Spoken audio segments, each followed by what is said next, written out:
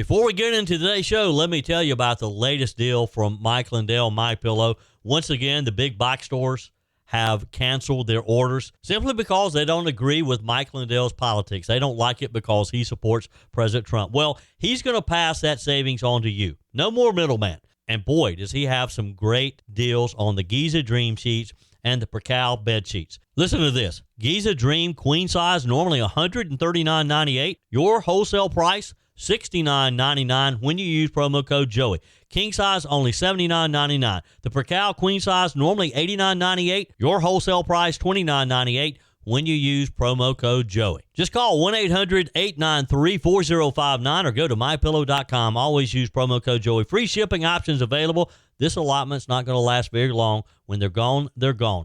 MyPillow.com. Promo code Joey. Thanks for joining me in the PhD Weight Loss and Nutrition Studios. To lose weight for the last time, visit myphdweightloss.com. Welcome in on this Friday as we wrap up another week. A federal judge yesterday ordered the Trump administration to make full supplemental nutritional assistance program, SNAP payments, for November despite the government shutdown. Now, somebody help me out here. How exactly does this work?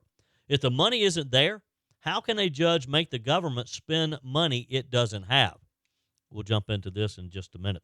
A House GOP lawmaker is proposing to block all federal funds from New York City for as long as Zohran Mamdani is their mayor. We have the details on that, too. And the Wicked Witch of the West is leaving. She's not dead, but she's leaving. After nearly 40 years in Congress, Nancy Pelosi says she's ready to step back, spend more time with her family, and let a new generation take the reins. Pelosi announced her retirement yesterday, effective when her term ends in January 2027. And South Carolina Lieutenant Governor Pamella Evette joins us for her response to the theatrics of her gubernatorial opponent, South Carolina Representative Nancy Mace. I told you we'd be back. And ye shall know the truth, and the truth shall make you free. It's Joey Hudson. I wanted to name it the Joey Hudson bill, but, you know, they don't allow you to put names on bills. But I wanted to call it the Joey Hudson bill because I know that one's been near and dear to you for a number of years. That's how it's done. Let your voice be heard. And the truth shall set you free. Here's Joey Hudson. All right, I always turn to you when I don't understand something, and today is no different. Tell me how this works. How can a federal judge order the Trump administration to make full SNAP payments for November when the government shut down and there's no funding there? U.S. District Judge John McConnell rejected the administration's plan to provide partial payments without tapping additional funds, saying it failed to comply with his previous order. McConnell, an appointee of the former Obama administration, said this is a problem that could have been and should have been avoided. Well, you're right. You're right there, Judge. Your Democrat buddies over there in Congress could open the government back up. Now, the Trump administration had intended to fully cut off SNAP payments for roughly the 42 million Americans starting this month because of the record-breaking government shutdown. And they felt like that legally they could not tap funds in reserve funds to pay these benefits. This led to two lawsuits that assert the benefits must keep flowing. Last week, Judge McConnell ruled the administration at minimum was required to deplete a roughly $5 billion SNAP contingency fund, but it was not enough to fully fund November benefits, which are expected to cost about $9 billion. The judge had told the administration it needed to tap other funds to cover the gap or expeditiously get partial payments out. The Trump administration announced it would not tap other funds, but it warned the recalculations for partial payments could cause weeks-long delays in some states. McConnell said yesterday, if that continued to be the case, then the administration was required under this court's order to immediately make the full payment for November SNAP benefits, considering the finding of irreparable harm that would occur. The judge's new order requires the administration to make the full November payments to states by today so they can provide them to households. Now, lawyers for the Justice Department rejected the notion that the administration ran afoul of the judge's directive. They contend that tapping the additional funds put child nutrition programs at risk.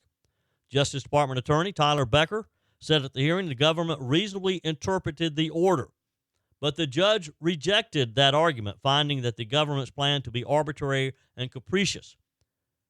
McConnell said, contrary to the defendant's argument, 28 million children are not at risk of going hungry should this transfer occur. The ruling, of course, comes in a lawsuit that was brought by a coalition of cities and private organizations, one of two challenges to the administration's refusal. The second was filed by 25 Democrat-led states, and it's being weighed by a federal judge in Boston. Again, I ask you, how can a federal judge make the government spend money it doesn't have? And if you take it from one program, then that program is going to hurt. Look, if a federal judge, if all that needs to happen to make government payments, all they have to do is wave their magic wand, then just wave their magic wand and reopen the government. We all know it doesn't work like that, though. The Senate is set to vote again sometime later today on a pathway forward after the House passed their continuing resolution back in September. There's no expectation that the Senate's vote today will be any different than what it has been for the past 14 times or so. All right, one more thing out of Washington, because it's got Washington buzzing. New Yorkers are fuming. Georgia Congressman Buddy Carter just dropped what he's calling the Mamdani Act. It's actually named after New York City's brand new socialist mayor, Zohran Mamdani. Now, here's what it does, or at least what it's going to try to do. The bill would cut off all federal funding to New York City for as long as Mamdani's sitting in the mayor's chair. Every single dime gone. No federal funds, no grants, no special projects. Congressman Carter says if New Yorkers want to experiment with socialism, fine, but don't expect the rest of the country to bail them out when it fails. I agree. I think you probably do too. In his words, and this is a quote, if New Yorkers want communism, we should let them have their wish and not artificially prop them up with our successful capitalistic system. He even threw in a little Southern hospitality, saying any common sense New Yorker is welcome to move down to the great free state of Georgia. Congressman, the only thing I have to say about that is let's make sure they get through South Carolina and they end up in Georgia. Stop inviting people from New York to come south. You're welcome to have them in Georgia. They just need to know they can't stop in the Carolinas. Now, let's be honest about this. This bill has about as much chance of passing as Bernie Sanders has of joining the NRA, and that ain't going to happen. But it's not really about becoming a law. It's really about sending a message, a shot across the bow, if you will, that the GOP isn't going to sit quietly while one of America's biggest cities becomes a socialist playground. And that's exactly how Republicans are framing this. Party leaders are already trying to tie Democrats nationwide to Mamdani's far-left agenda, higher taxes, rent control, government-run programs, anti-police rhetoric, the whole playbook. They're calling him the new face of the Democrat Party, the Democrat socialist in chief. And frankly, that's not too far-fetched. Mamdani's victory speech, did you listen to any of it? It could have been written by Karl Marx. He talked about dismantling capitalism, expanding public housing, putting the people in charge of industry. You know, all the buzzwords that sound nice on TikTok but crash economies in the real world, make cities go belly up like New York. Now, critics of Carter's plan say it's unfair. They point out that New York sends more tax dollars to Washington than it gets back. That's probably true. But that's not really the point here. The point is, why should the rest of the country fund policies that undermine the very system that made America work? Think about it. New York City's already drowning in debt. Businesses are fleeing. And now they elect a mayor who wants to double down on government control.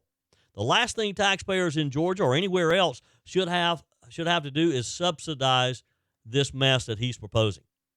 So even if this Mamdani Act never makes it past committee, and it won't, it's making headlines. It's got people thinking. It's got people talking. And that's exactly what the GOP wants.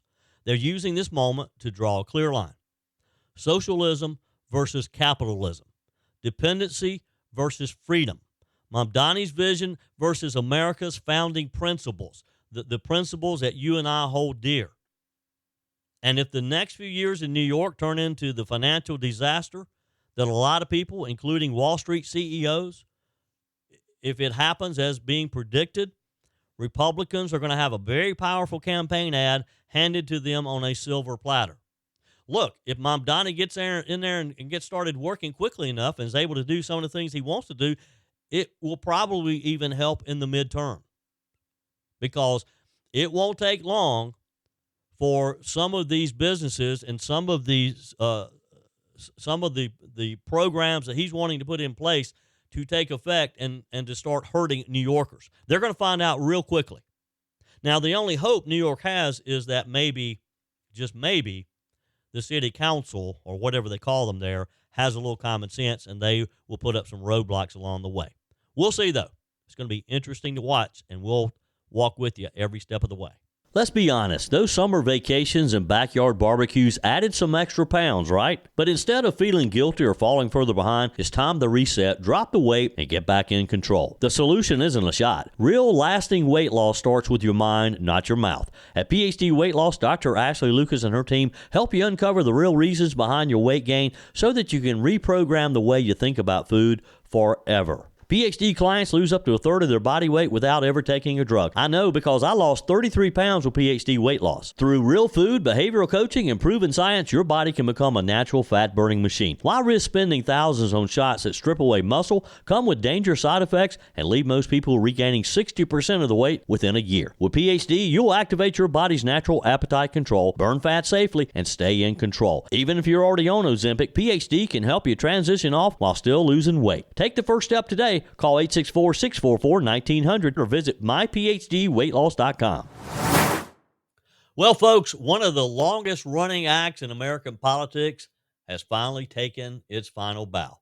Nancy Pelosi, the San Francisco liberal icon, the face of the Democrat power for decades now, and yes, the first female Speaker of the House, is calling it quits. After nearly 40 years in Congress, Ms. Pelosi says she's ready to step back, spend more time with her family, and let a new generation take the reins. And while I know most of my listeners won't be shedding tears over the news, her retirement does mark the end of an era in Washington politics. Now, look, I'll give credit where credit's due.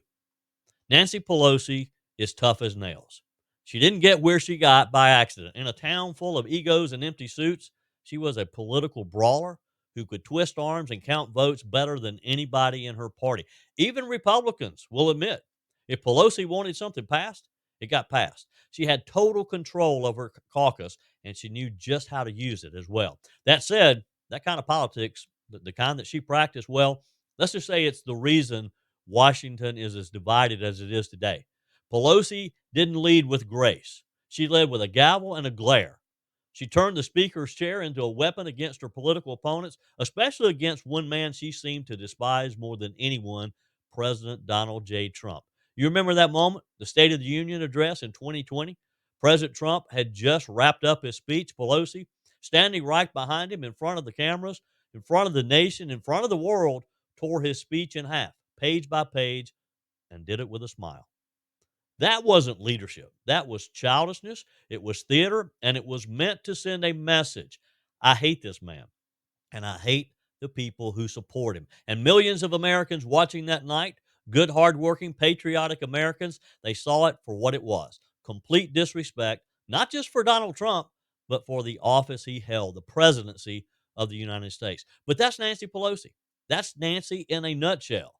For decades, she's been the symbol of Washington elite. The rules for thee, not for me. She was right there in that crowd. Remember during COVID, when Americans were told to stay home, close their businesses, wear masks? Remember that? Take a shot, and there's Pelosi getting her hair done in a closed salon, maskless, while everyone else was suffering under the mandates her party promoted. Under her leadership, under Nancy Pelosi's leadership, we saw the rise of trillion-dollar spending bills, endless government overreach, and a deepening divide between the political class and the everyday Americans. She pushed the so-called Affordable Care Act, which made health care anything but affordable. She drove through massive spending packages under the Biden administration that fueled the inflation that we're seeing today, sent our national debt through the roof. And let's not forget her role in the 2 impeachments of Donald Trump as well. Political stunts that did nothing to unite the country and everything to divide it. While Pelosi and her allies obsessed over trying to destroy Trump, everyday Americans, you and me, we were dealing with crime in our cities, chaos at the border, and skyrocketing prices at the grocery store that still have not come down and probably never will. But here's the irony. In her quest to cement her legacy, Pelosi may have set her own party up for trouble. The Democrat Party she leaves behind is not the same party she took over. Today's Democrats aren't content with the old school liberalism. They've veered even further left. The Squad, Alexandria Ocasio-Cortez, Ilhan Omar, Rashida Tlaib, they see Pelosi as too moderate. Think about that. Nancy Pelosi being a moderate? So what comes next for the Democrats? Probably more infighting, more progressive radicalism, more division, because the one thing Nancy Pelosi did well was keep that liberal coalition together, no matter how far apart they were on ideology. And once she's gone, there's no one left who can command that kind of loyalty. Now, conservatives shouldn't take her departure lightly. Say what you will about her politics, Pelosi was effective. She knew how to use power, and Republicans in Congress could learn something from how she handled that, how she ruled with an iron fist. Not her ideology, not her methods, but her discipline. When Pelosi wanted something done, she got her people in line. And as we head into this new chapter in Washington with new leadership emerging, Republicans would do well to remember that the American people are tired of the bickering, tired of the showmanship. They want results, and they want leaders who put country before politics. Pelosi's career is a reminder of what happens when ideology becomes more important than unity of the country. She'll be remembered as a trailblazer, the first female Speaker of the House, yes, but also as one of the most polarizing figures in modern political history. So, today, as we reflect on her retirement, I'll say this. Nancy Pelosi, she fought hard. She fought for her vision of America. I just happen to believe her vision was the wrong vision. Her vision was a vision that put government over people, politics over principle, and party over progress. But in America, even your political opponents deserve a fair send-off. She made history. She changed Washington, not for the better in my view, but she changed it. And as she steps off the stage, it's up to us, conservatives, to make sure we change it back. So thank you, Nancy Pelosi, for reminding us what happens when leadership loses its moral compass, and for reminding conservatives what it means to fight for the soul of our nation. I have a quick update for you from yesterday. I told you about the transportation secretary saying that there would be some reductions in capacity from the FAA, which would mean reduced number of flights. Well, we have more details on that now because the growing mess at America's airports is going to get worse, a lot worse, before it gets better. Starting today, the feds are ordering steep flight cuts at 40 of the busiest airports in the country, all thanks to this ongoing government shutdown caused by the Democrats. We're talking about a 10% reduction that was announced yesterday by the Secretary of Transportation. He did not give details as far as what airports would be affected. Well, we have some of those airports now.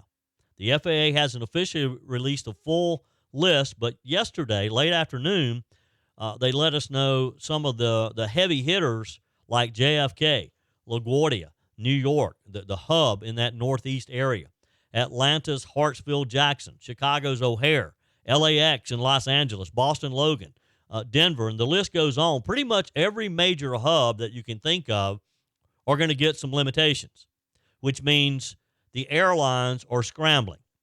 Now, Delta says it'll start reducing flights today, though they're promising to keep most of the schedule intact, especially international routes. United CEO Scott Kirby says that they're trimming regional and non-hub routes, and they're offering refunds even if your flight isn't technically canceled. You got to say that's rare and probably a good move with tensions that are high right now. American Airlines is saying the impact should be minimal Frontier, on the other hand, is telling folks to have a backup plan, literally suggesting you book a second ticket on a different airline just in case. Now, that's not reassuring, is it? Who is going to book a flight on Frontier, but yet book one on Delta just in case? Wow.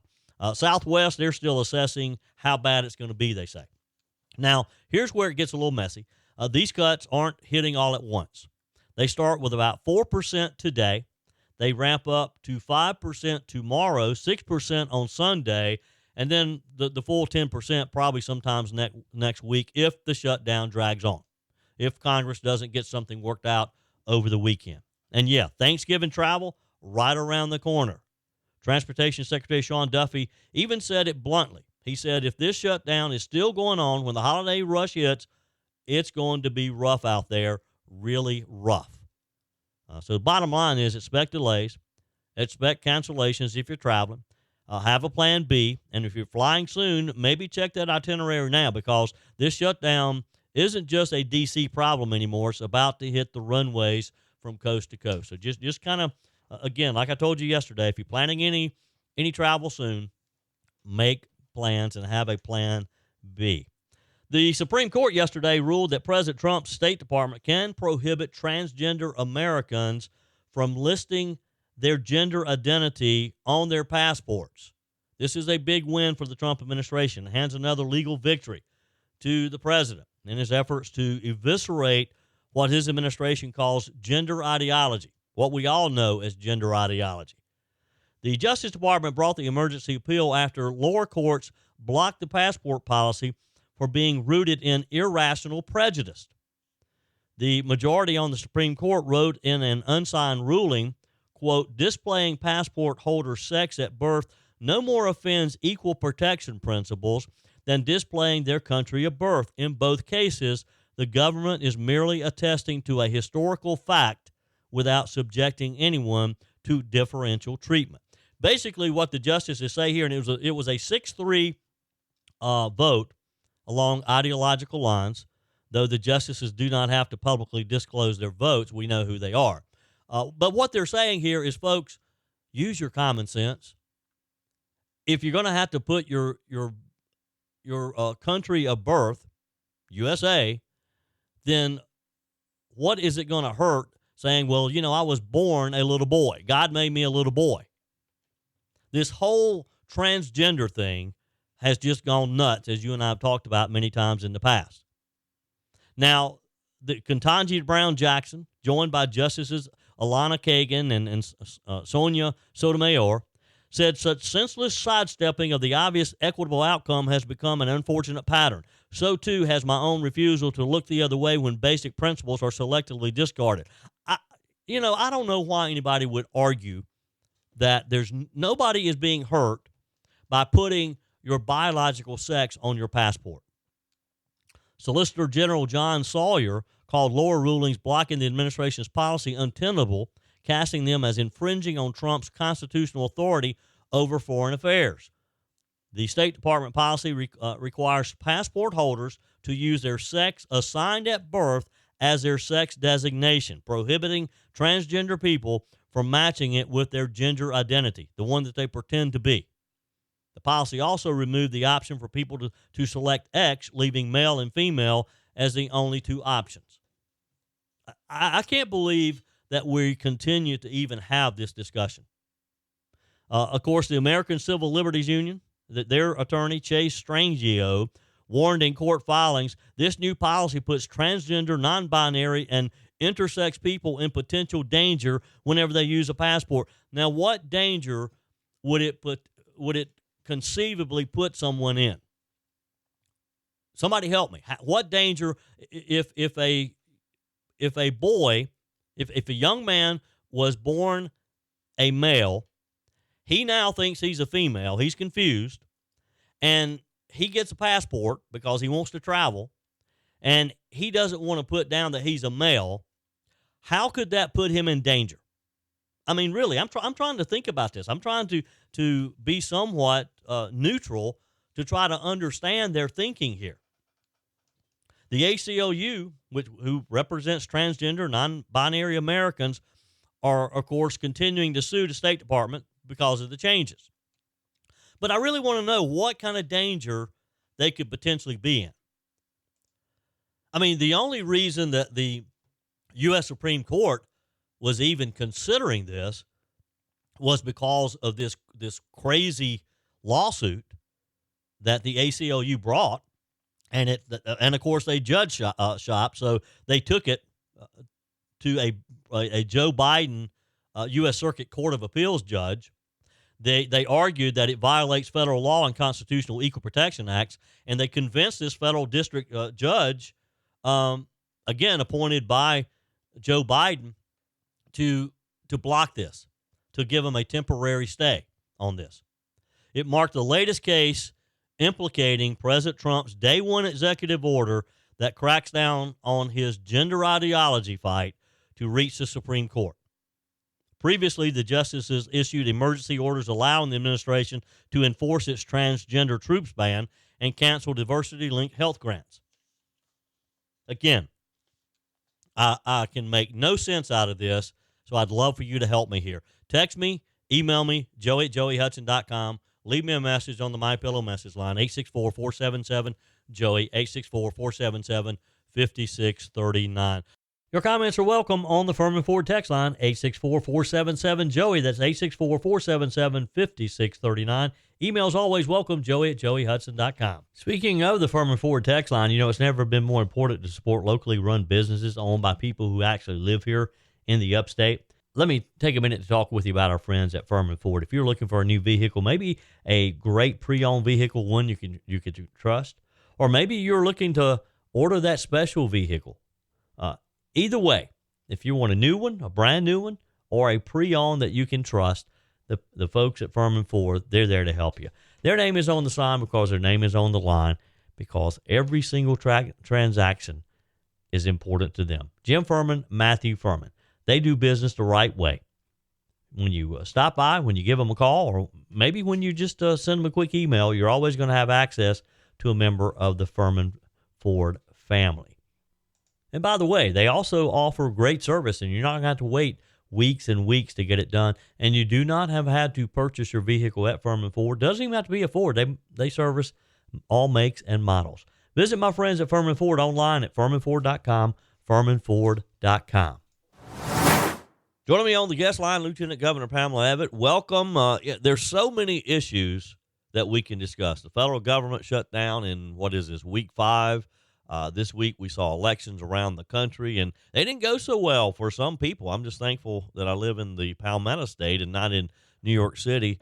So there's a lot of important things we need to discuss, but before we get to that, we got to start with the big story out of Charleston. What's your reaction to the incident revolving Nancy Mace at the Charleston International Airport, and do you believe her actions reflect the kind of leadership that South Carolinians deserve in a governor?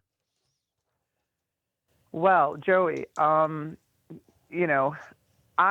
start out by saying I flew to D.C. through the Charleston airport less than a month ago. My weeks get all jumbled together, but in the last month. And I showed up where I was supposed to be. They were there. We walked through TSA. It was flawless. Everybody was cordial. I wished them a great day, and I was off on my way. So first off, that was not my experience there. Secondly, we are adults, and you could be having a bad morning. Obviously, from the report, she was late. From the reports I've seen and heard, you may be having a bad morning, but you never react like that. You should never act like that as just being a normal adult in a public environment. But you should hold yourself to a higher standard when you are a known elected official. And this isn't the first time. I mean, the video came out with her at an Ulta store cursing and yelling. Now, I always look at it from the lens of a mom, Joey. If I was there with my child and my children when they were young, I would have said something. I would have been one of those moms that would be like, can you please clean up your language? Because I have a child standing here. And I mean, I don't know where that would have gotten me with the congresswoman, but No, it is. It is appalling. She, in my opinion, should have done nothing but apologize for her actions and moved on. But I think I read yesterday somewhere that she has done more than 100 tweets on this Yep. since last week. Yep. Yep. She's it's almost like she's just obsessed with the whole incident. And you know, she claims that she's the victim of falsified incident reports and says that she's going to take legal action against the airport and against American Airlines. Evidently, the American Airlines gate agent had something to say to her as well. I mean, don't you just think that makes the situation worse? I mean, just say, hey, look, I'm sorry, I shouldn't have acted like that, and move on. Absolutely. And, you know, let's break this down for a second. If any other citizen walked in an airport through that kind of scene, you would be on a no-fly list today. Oh yeah, they would have escorted you arrested out of the airport. They would have arrested me on the spot. Yes, I would not have gotten on the airplane. Exactly. So why she thinks she was treated unfairly, I would say just the opposite. Because of who she was, which she announced to everybody apparently, she was given a pass that, you know, we've seen many times. People get taken off of planes, get escorted out of an airport. You know, we've seen it come up on the news time and time again since 9/11, right? Nobody puts up with bad behavior in an airport. Yep. And she, you know, they did with her. So, you know, we could all sit here and debate the fact that she got preferential treatment. Yeah, exactly.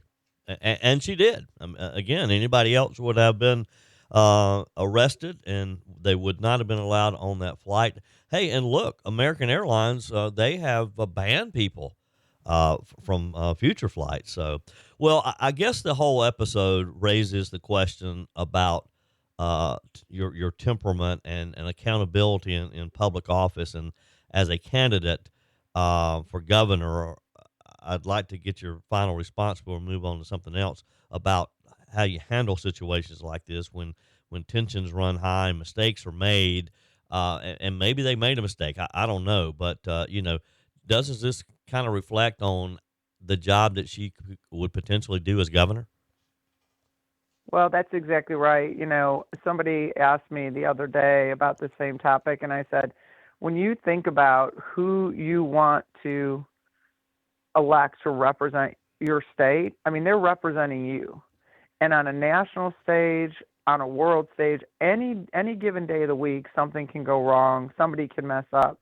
Is that what you want representing you? Is that what you want the people of this country or the world to say, oh, that's what South Carolina is like? This must be what South Carolinians are like, because this is who they chose to represent their values and their, you know, and the way they treat each other. And there is no way that those actions represent the people of South Carolina. Yeah. All right, moving on. Wow, the elections on Tuesday didn't turn out so well in some areas. We thought we might have a chance at the governor office in New Jersey, in maybe Virginia. That didn't happen. But I guess the biggest shock is what is going on with New Yorkers electing this young man to be their next mayor. Well, you know, I think that was the least, the fact that he won was the least shocking to me, because it had been trending that way forever. There were 3 candidates in the race. And you look in the city, I guess Brooklyn came out for him. It is shocking to me that anybody thinks socialism is better than capitalism, right? That socialism is the experiment that's never worked. We can argue that this needs to be more put in children's curriculum so they have a better idea of what we're talking about when we talk about socialism and communism, for sure. Now, I think the most shocking to me, well, in New Jersey governor's race, I really thought Jack was going to pull it out. But how the people of Virginia elected an attorney general who literally thought it was okay to text a friend that he would like to see a Republican murdered Yeah. and their children murdered in the arms of his wife. I mean, this is your top prosecutor in your state, and you're saying that the fact that he could actually put that in writing Yeah. and send it to somebody is okay. It's just, it's kind of like we talked about. Now, that's what I look at is the Democrats and the people of Virginia think that kind of rhetoric is okay in their elected officials, and that is really disturbing. Yeah, that was surprising for sure. Do you think, though, the fact that the Democrats were able to maintain or to win these elections, maintain some of the seats that the Republicans thought they had a shot at it? And you're right. I mean, we shouldn't have been surprised about the results of the New York race. I guess I just never really wanted to convince myself that it was possible that could happen. But do you think this was sort of a message, a wake-up call for Republicans going into the midterms, that maybe we need to adjust messaging? Is there anything that this tells us that maybe will prepare us better for next year?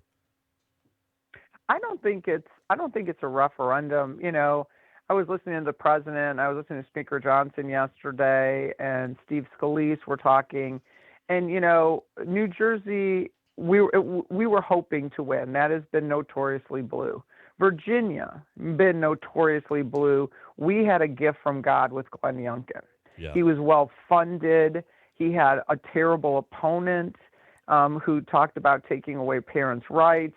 I mean, the stars lined up for Governor Youngkin, and he's done an amazing job. When we're looking at actually New York City, that is really, really heavily blue. But what I think we do have to do as Republicans is what you and I have been saying for 7 years since we've been doing your show, Joey, is that Republicans better start